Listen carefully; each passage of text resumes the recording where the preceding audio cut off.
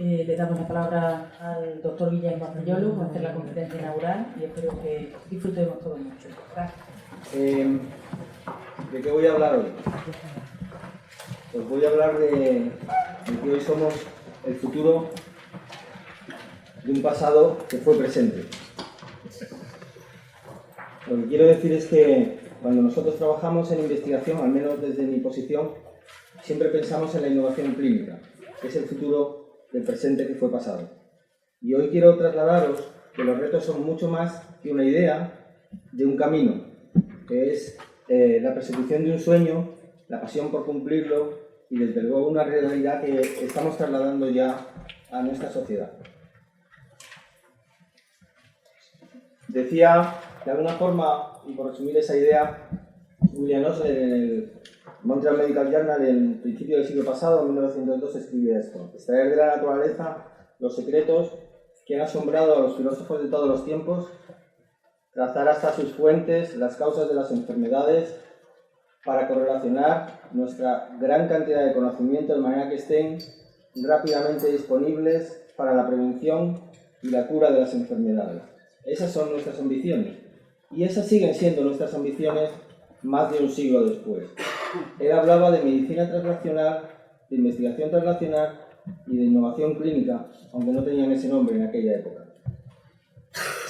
De alguna manera, parte de los sueños o de las ideas de Osler, uno de los padres de la medicina moderna, se cumplieron después de completar la primera versión del proyecto Genoma Humano, que se publicó como portada en el New York Times y decía: el código humano de la vida humana es descifrado por los científicos. Era el final de una historia y el principio de otra. Todos los finales son el principio de una historia nueva, como cito a Churchill, no estoy hablando desde lo que yo pienso eso, pero él lo dijo antes y lo pensó. En todo caso, ese fue un final de un trabajo que se publicó científicamente, desde el punto de vista científico, de forma simultánea en las dos revistas más importantes de ciencia del mundo mundial, y en uno se publicó la iniciativa privada y en otro la pública. Las iniciativas privadas y las públicas son buenas ambas siempre que conduzcan al bien de la sociedad, y en cualquier caso cuando trabajan juntas funciona todavía mejor. Digo eso porque conviene que tengamos eso en la cabeza en los tiempos que vivimos. Eso cambia un poco, o empezó a cambiar, fue el principio de la siguiente historia. Empezó a cambiar la forma en que podíamos en aquel momento pensar en que la información individualizada, personalizada y las nuevas formas de entender la genómica, la proteómica, cuestiones que a lo mejor les quedan un poco lejos, pero que espero acercarles a lo largo del tiempo que hable, nos conducirían a una prevención y a un tratamiento de la enfermedad optimizado y personalizado. En aquel momento, las cosas que están más en negro no estaban muy desarrolladas. En cambio, siempre estábamos hablando de expresión genética, de nuevas dianas terapéuticas, de interacciones y rutas metabólicas. En el año 2005 ocurre un cambio fundamental, como el que antes se había producido cuando apareció una nueva tecnología que permitía amplificar de forma en varios órdenes de magnitud los genes, la PCR, que algunos habréis oído hablar de ello, y que fue realmente lo que impulsó que se pudiera cumplir el proyecto Genoma en su tiempo. Bueno, pues en el 2005 empiezan a hacerse los primeros trabajos con la secuenciación, lo que se llama Next Generation Sequencing, lo que está la NGS de ahí arriba. La NGS es un sistema que permite ya no mirar los genes uno a uno, sino mirarlos, bueno, son muchas más cosas, pero para simplificarlo y que se entienda un poco mejor, que permite mirarlos todos a la vez. Pero claro, cuando tú miras todos los genes a la vez tienes un problema, que es que generan datos del orden de terabytes. Terabytes es, si nosotros estamos acostumbrados a hablar de megas y de gigas, pues terabytes es mucho más lejos. Y los almacenamientos requieren petabytes, que es otro orden de magnitud. De manera que tenemos un problema muy grande para la generación, o sea, con la generación de esa información para el análisis, y aparece una nueva generación de bioinformáticos. Ya se hacía bioinformática para otros temas, pero se empieza a aplicar aquí. Y por último, todo el mundo ve necesario que la información de los pacientes no sea coyuntural, no pertenezca a los médicos, sino a los pacientes. Por tanto, los sistemas de información, donde se integra la historia clínica digital, algo que afortunadamente tenemos en nuestro sistema sanitario público de una forma muy avanzada y muy diferenciada con respecto a otros, se convierte en un eje donde depositar toda esta información. Por fin, podemos empezar a hablar y a pensar genómicamente, y por fin podemos hacer cosas desde el punto de vista genómico, actual, localmente. Pasan más cosas, la ciencia y la tecnología se revoluciona, avanza, y la sociedad también avanza, se revoluciona y hace preguntas. Preguntas que están en el centro de para qué sirve lo que estamos haciendo en la investigación, que es una cosa que siempre se ha planteado mucho en mi área de medicina. ¿Tú trabajas o investigas? Lo cual es una contradicción en sí mismo, porque si trabajas tienes que investigar, tienes que compararte con otros, si no es que es un desastre, nunca avanzas, ¿no? O estás siempre copiando lo que otros hacen, no siempre bien, o no aplicable a tu medio. Bueno, digo eso a propósito de lo que escribió Punset, no sé si fue en el año 2008 o por ahí, porque tuvo una enfermedad muy grave, no voy a contarlo aquí, sigue bien.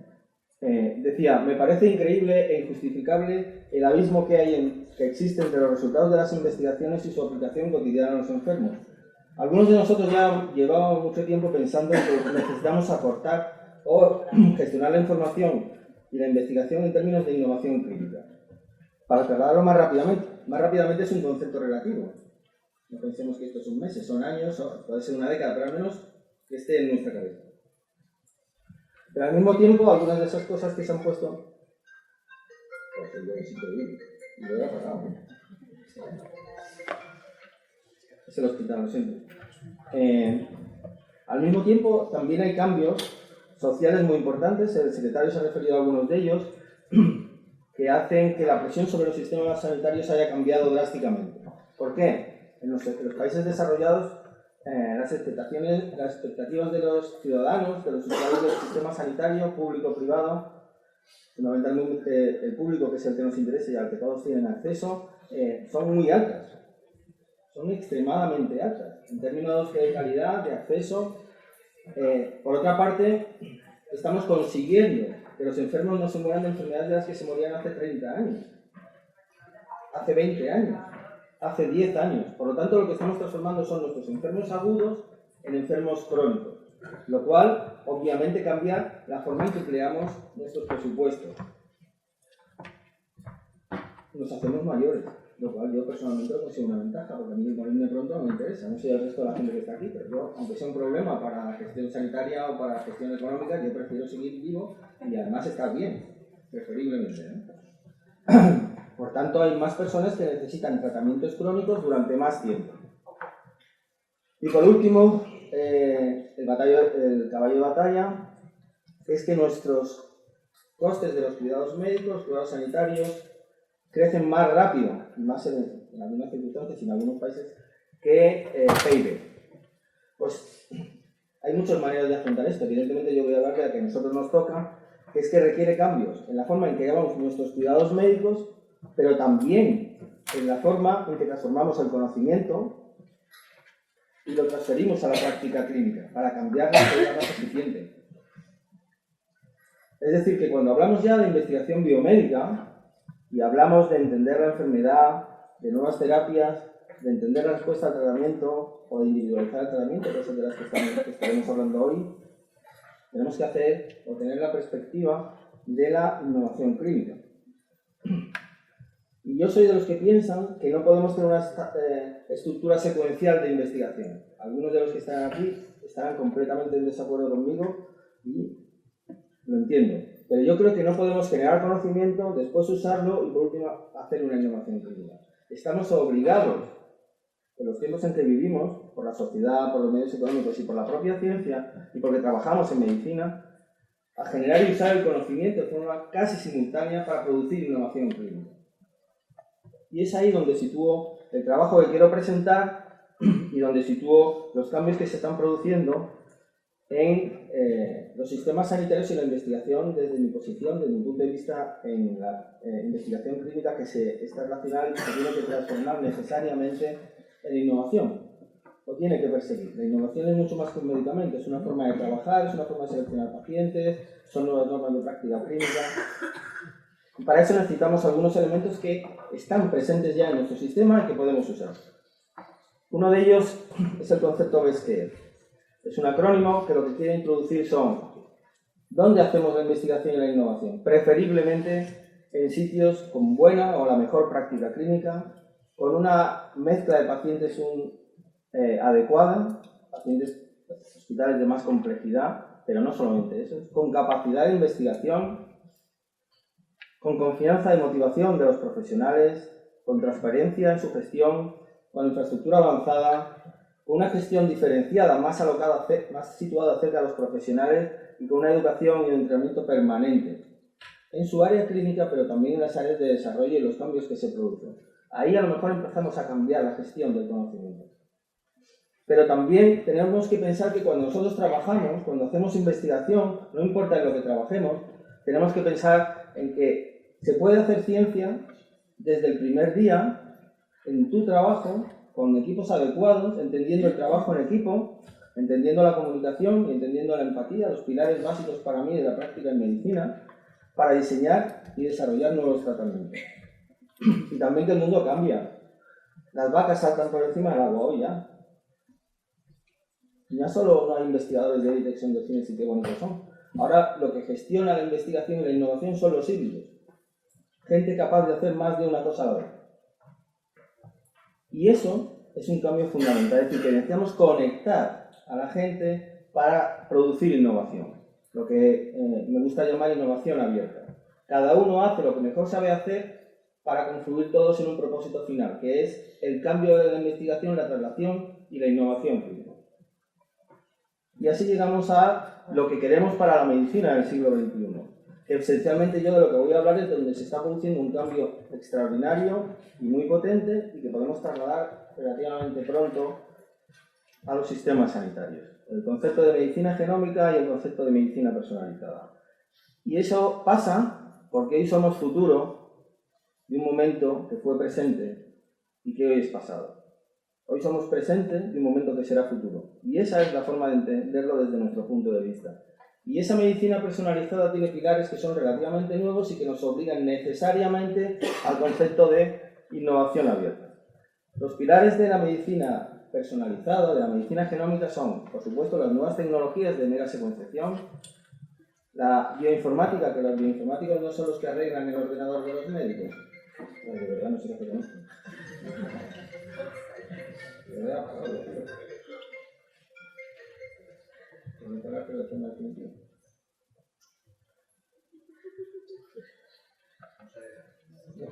esto siempre pasa, ¿no? Ahora, ya está. Los bioinformáticos, que no son los que arreglan los ordenadores de los médicos, no siempre lo sabe todo el mundo, porque son bioinformáticos. Pero también la gente que se encarga de TICs, de las tecnologías de la información, que son los que nos permiten acceder a la información en tiempo real y planificar los tratamientos e incluir nuevos datos que luego se pueden usar de manera prospectiva. Ahora hablaremos de eso. Y también del Big Data. El Big Data alcanza a nuestro trabajo. El Big Data, que esencialmente ha pertenecido a los bancos, a la meteorología, a la física, a la astronomía, ya está en medicina y viene para quedarse, y estamos también trabajando en el desarrollo de estas tecnologías. Bueno, esencialmente la secuenciación de nueva generación, no me voy a entretener mucho más en esto, es encontrar variantes genómicas, variantes dentro de nuestro genoma, no de uno, sino de muchos, ponerlos en orden, asociarlos unos con otros, para ver qué responsabilidad tienen en la aparición de enfermedades, de determinados fenotipos, en enfermedades raras, por ejemplo, de la respuesta al tratamiento. No me voy a entretener mucho en eso, simplemente decir que este tipo de experimentos, lo que ya he dicho, hemos aumentado varios órdenes de magnitud los datos que tenemos que gestionar, y ese es justamente el cuello de botella del uso de la información genómica. Por supuesto, llevamos años trabajando en esto, porque un día fuimos pasado, que fue presente. Y bueno, necesitamos desde luego soluciones que van en el área de Big Data. Esto es esencial. Ya lo estamos haciendo y lo empezamos a hacer con el proyecto Genoma Médico, del que igual no voy a hablar, que ha sido una parte esencial del trabajo que venimos haciendo desde hace unos pocos años. Y esto lo queremos, y de hecho lo estamos trabajando para integrarlo en la historia clínica digital de la que dispone el Sistema Sanitario Andaluz. Ya tenemos un modelo beta y estamos trabajando en mejorarlo de manera que podemos ligar la información de la historia clínica, la información genómica, los datos de secuenciación, el análisis bioinformático y el biobanco. Eso está en la historia del paciente, es accesible en determinadas circunstancias y nos permite dos cosas esencialmente. Una, que me gusta llamar prospective healthcare. Una es ligar la información de investigación y la información de genómica a la información del paciente, de forma que la información de investigación automáticamente se transforma en información usable. Porque hoy no sabes los resultados del conocimiento de mañana, pero si están en la historia los podrás usar. Y la genómica tiene esa magia. Hoy no lo sabes para qué sirven algunas cosas, pero dentro de 10 años o de 5 a lo mejor sí. Y solo tienes que hacer ping y sale. Eso ha sido único. Y luego porque nos permite seleccionar pacientes, hacer cortes directamente desde las historias con todos estos datos. Mezclando datos pues, de la historia clínica convencional, de la anatomía patológica, con datos genómicos que se están transformando realmente en una herramienta muy potente desde el punto de vista de la gestión de la enfermedad y la respuesta a las herramientas.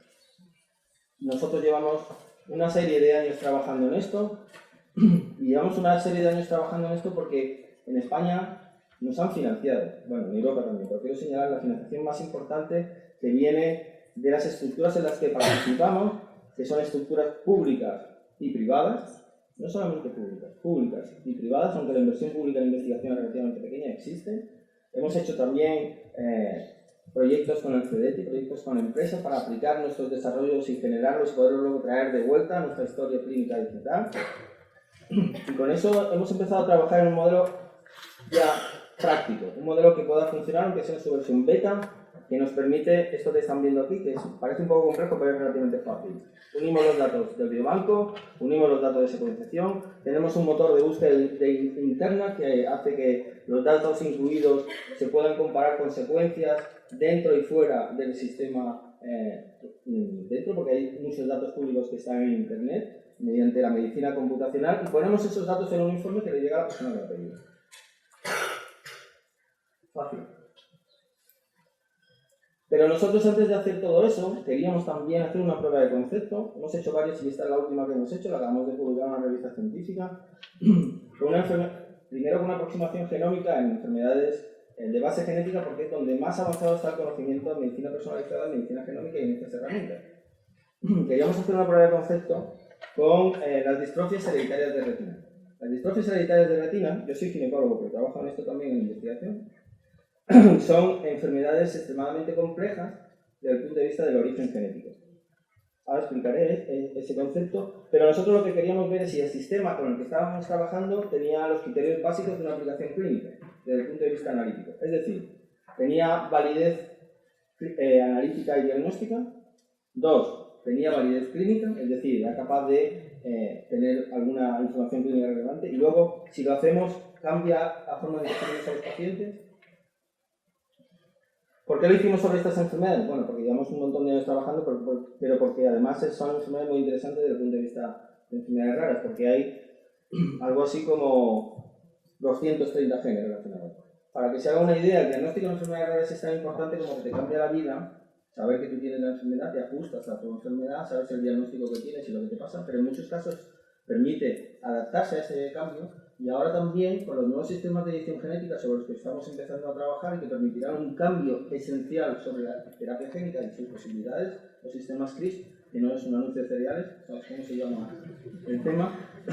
Que permite una edición genética muy específica y realmente creo que van a ser la revolución y en una década también, ya lo sé eso, estaremos trabajando sobre eso. Es crítico tener el diagnóstico de las enfermedades raras, es crítico, no vale decir tengo, no veo, tienes que saber por qué enfermedad es, qué gen es responsable.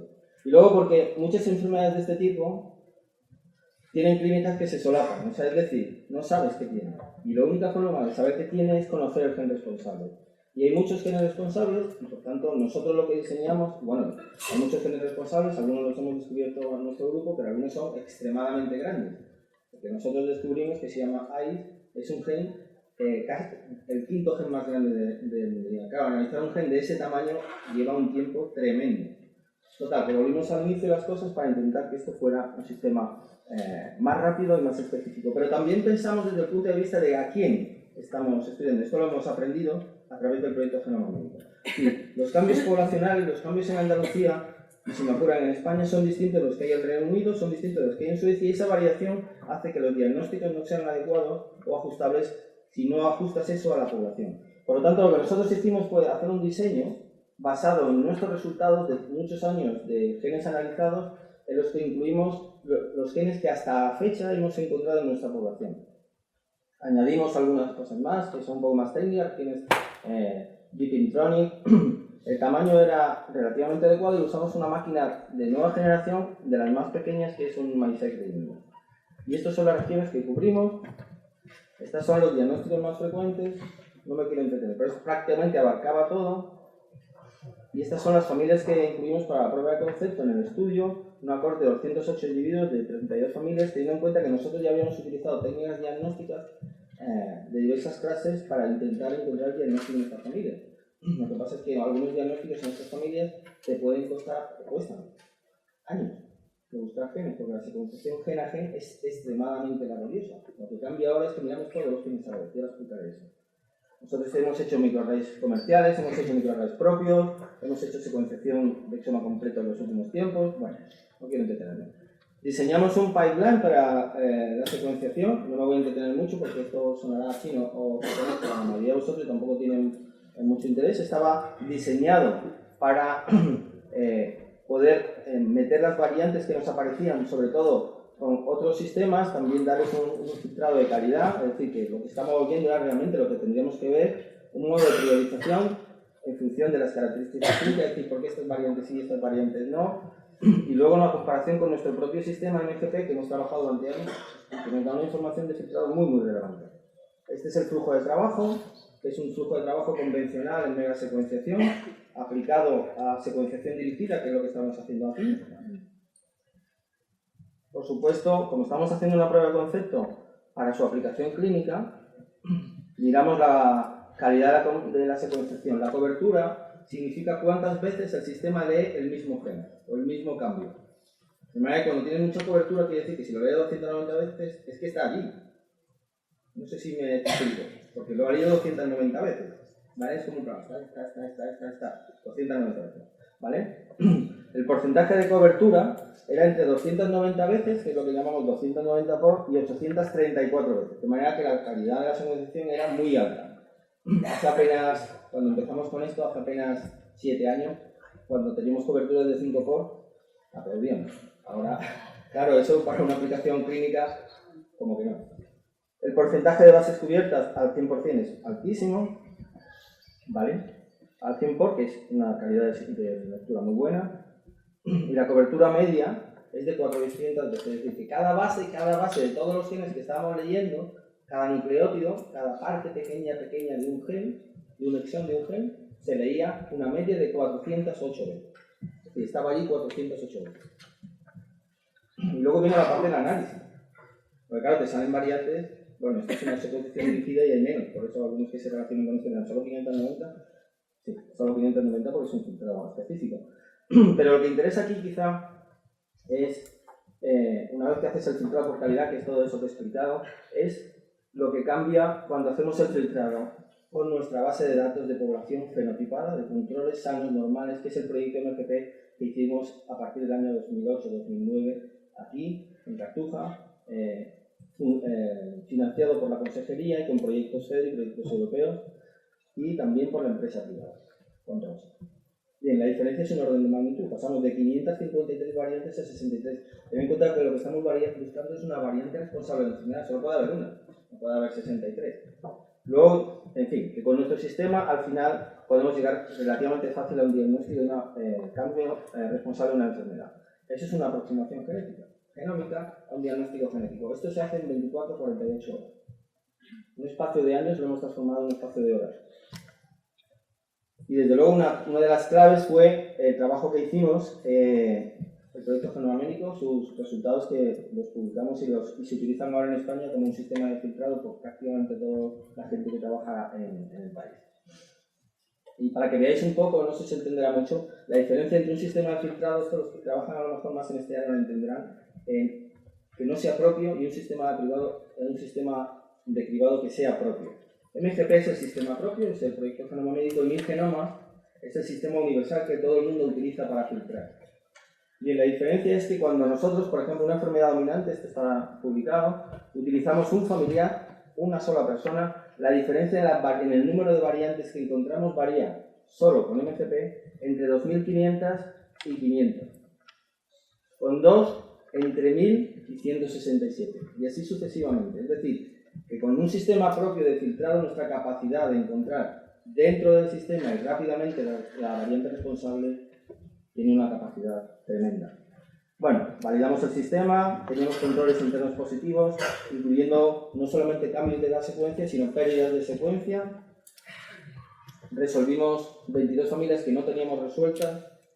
La tasa de diagnóstico para el conjunto de las enfermedades de 200 y pico genes, con todos los fenotipos y todas las herencias posibles, era del 73%. Nunca se ha publicado una tasa tan alta porque nunca nadie ha tenido un sistema dirigido a su población y filtrado por su población. La tasa de diagnóstico era del 83% los casos recesivos, del 50% los casos dominantes, del 75% los casos sindrómicos y del 100% los casos ligados a registro. La tasa de diagnóstico es altísima. Esto lo resolvíamos solo con una prueba, con ese análisis, en 24, 48 horas, una semana máximo con el análisis y el diagnóstico. La tasa de detección de variantes, las que ya sabíamos y las que no, fue del 100%. Resolvimos familias que no habíamos resuelto antes con sistemas más complejos de secuenciación, con sistemas de secuenciación de exoma completo, que se secuencian todos los genes a la vez. Recuerdo que aquí secuenciamos 64, probablemente porque el coverage, la cobertura que tenemos aquí, el número de veces que sería una base que es más alta. Encontramos 14 mutaciones nuevas en nuestra población, 37 variantes patogénicas de enfermedad. Encontramos también cambios en la secuencia con pérdidas completas de varias bases, no solamente cambios como un cambio de una base por otra. Desde luego, en este primer momento hicimos una validación de todas las cosas que fuimos encontrando por otros sistemas que tenemos en el laboratorio para asegurarnos de que lo que estábamos viendo era lo que teníamos que ver y era real. Estamos validando un sistema. Hicimos 6 cambios del diagnóstico clínico original, lo cual supuso un 27% de cambios. Antes no sabíamos qué enfermedad, tenía una enfermedad erróneamente diagnosticada, ya tiene una enfermedad correctamente diagnosticada. Explicamos por qué hay familias en las que se producen fenotipos distintos, es decir, cuadros clínicos que deberían ser iguales y sin embargo no lo son, porque encontramos cambios en genes que explicarían por qué en unos pacientes de la misma familia, hijos de los mismos padres, tienen una forma de enfermedad y no otra.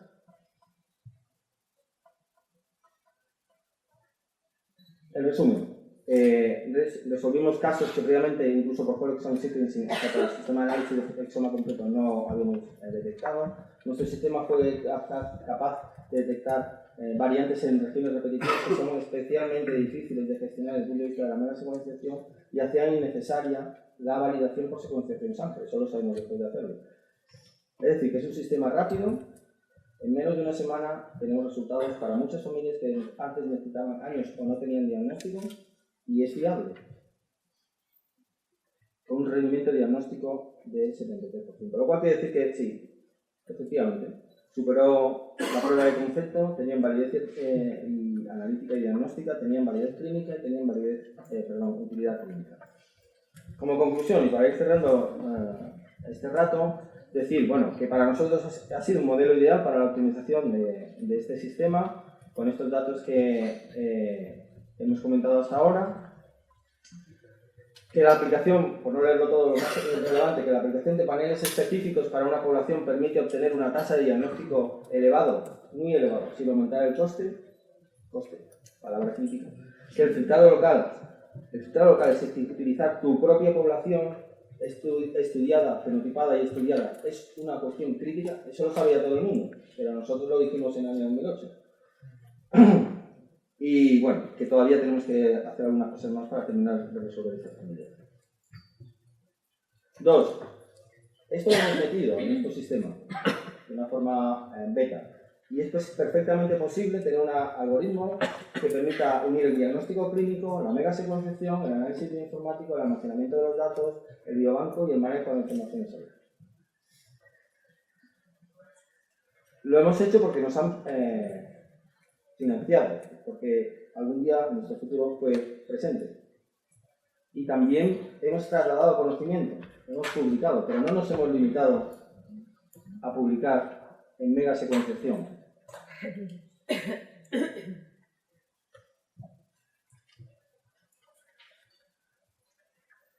Hemos también trasladado esto, el conocimiento, de manera que se puede usar directamente ya para aplicaciones clínicas. Y al principio siempre ha sido nuestro objetivo. De manera que sí, el sistema funciona, se puede preparar, estamos trabajando en ello y bueno, nos permitirá integrar en su momento la historia y a lo mejor hoy empezamos a responder lo que quería William Osler. Que los conocimientos estén disponibles para la prevención y la cura de las enfermedades, que desde luego sigue siendo nuestras ambiciones. Este trabajo, como siempre, no es trabajo de una sola persona. Yo vengo aquí a poner la cara por muchas otras personas que han pensado y trabajado esto también en un pasado que fue presente y hoy es futuro. Nuestro grupo, encabezado por la doctora Borrego, el grupo del GBPA, algunos de ellos están en otros destinos, y el grupo del Príncipe Felipe con Joaquín Dopazo a la cabeza. Gracias.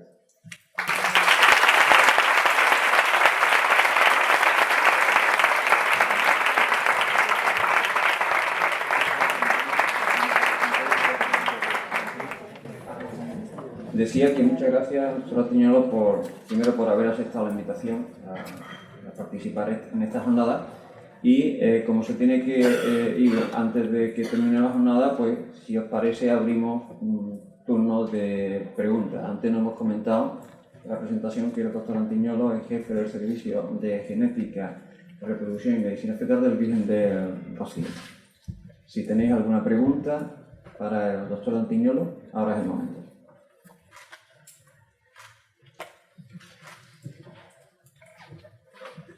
Quizás medicina personalizada, información personalizada del paciente. ¿Puede repetir? Sí. Me hago un planteamiento, si es que estamos confundiendo medicina personalizada con información genética del paciente. La información genética del paciente nos presta información del paciente, pero no necesariamente la terapéutica de esa ingeniería genética. Supuestamente es la terapéutica a la que nos invita el estudio genético. ¿O no es así? Yo diría que no es así. No estamos haciendo ingeniería. La verdad es que antes me preguntaban eso. Obviamente no somos genomas compactos, ¿vale? O sea, esto es una obviedad. Pero sí que es verdad que nuestra constitución genética genómica tiene mucho que ver, y ya lo sabemos, está demostrado, con la respuesta a las enfermedades y con la aparición de determinadas enfermedades. Eso es una cosa que cada vez está más claro. Y desde luego con la respuesta al tratamiento cada vez más. Entonces, creo que, hay gente que lo llama medicina de precisión. Lo que sí está claro es que va a estar en el núcleo de muchas de las cosas que hoy no sabemos explicar y que sabremos explicar en el futuro. Desde luego, a mí no me cabe duda de que será una herramienta de diagnóstico y de estratificación de los pacientes y también de hecho, en el trabajo que publicamos sobre MGP, sobre los resultados de 267, ya encontramos muchas variantes que explican todo eso. Explican por qué se desarrollan unas patologías en nuestra comunidad y no otras, o por qué se desarrollan con más prevalencia, o por qué tenemos una respuesta específica a determinados fármacos. Está publicado y está ahí. O sea que realmente sí, podemos llamarlo información, pero la información en la historia clínica es todo. Al final, cuando hacemos un diagnóstico y un tratamiento está basado en lo que es lo crítico en medicina, ¿no? La anamnesis, la exploración, y luego lo escribes, luego lo analizas, con los datos que tengas o con las exploraciones adicionales, eso es todo información. Lo único que pasa es que esa información es más difícil de estratificar. Y sobre todo a la hora del tratamiento es muy difícil de estratificar. Se me ocurren muchos ejemplos, pero tampoco me quiero alargar. Gracias. Y solo una más cosa.